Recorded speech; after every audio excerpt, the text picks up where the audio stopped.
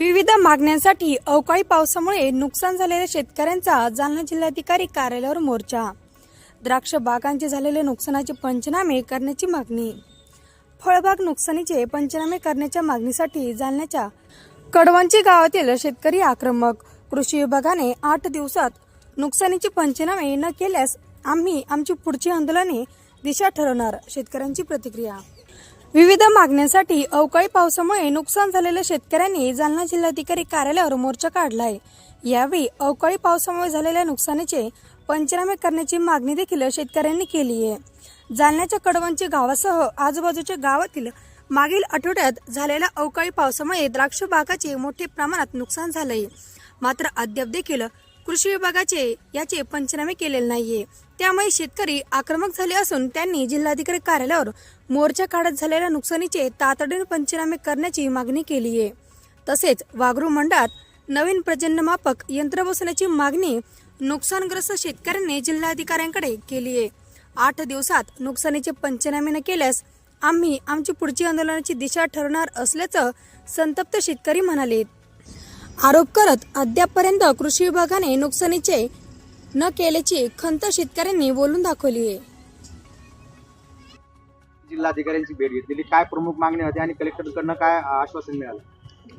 आमची प्रमुख मागणी अशी होती की आता 2 दिवसापूर्वी आमच्याकडे पाऊस आणि धुक्याने द्राक्ष बागेचे खूप सारे नुकसान झाले होते।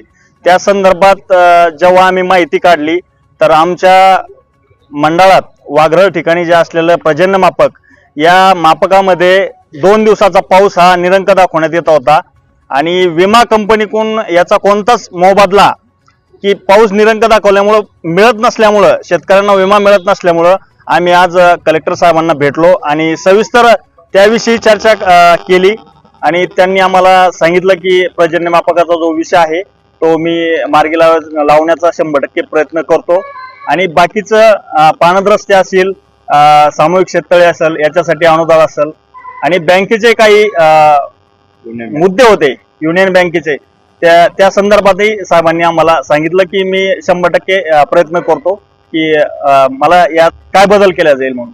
2 दिवसापूर्वी तुमच्या परिसरामध्ये पाऊस पडला होता, त्यामुळे द्राक्ष बागांचं नुकसान झालं होतं।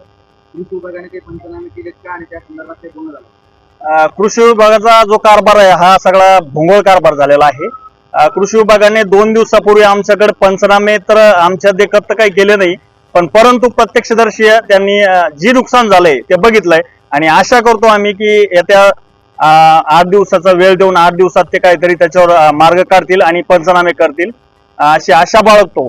आणि त्यानंतर जर पंचनामे नाही केले किंवा शेतकऱ्यांना मोबदला नाही भेटला तर यापेक्षा दुसरं काय अजून पर्यायी मार्ग शेतकऱ्याला काय केला जाईल आणि कसं त्या संदर्भात पाऊल उचललं जाईल हे आम्ही निश्चितच ठरवू। त्या संदर्भात जिल्हाधिकाऱ्यांची काही चर्चा झाली का?